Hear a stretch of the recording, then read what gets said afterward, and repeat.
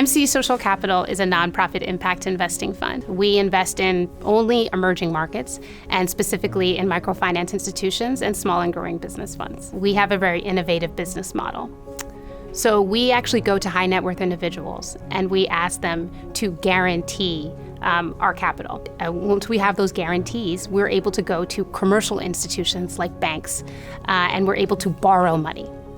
And then we borrow it at a lower interest rate, and then we actually are able to lend it out to the microfinance institutions and the small and growing businesses we invest in. I use my hard skills as well as my soft skills. So I majored in violin in music performance in undergrad and worked for a couple of years in the nonprofit sector. And one of the gaps I saw in my resume was those hard skills and those technical skills.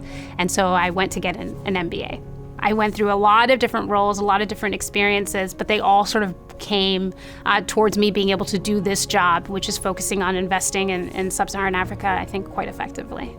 I think it's important to get some traditional work experience. So this could be working for a major bank or a consulting firm, marketing and branding institution, a number of ways. But that traditional experience is only going to add value to your resume, especially earlier in your career.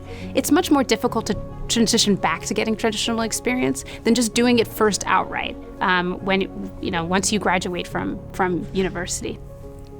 I think also a third thing is getting into the impact investing sector is a long play. So, opportunities may come up where you'll be able to transition out of your job and take, an internship or a fellowship or something like that in another part of the world. And you should take those opportunities and explore and experience many different ways in which the sector comes together.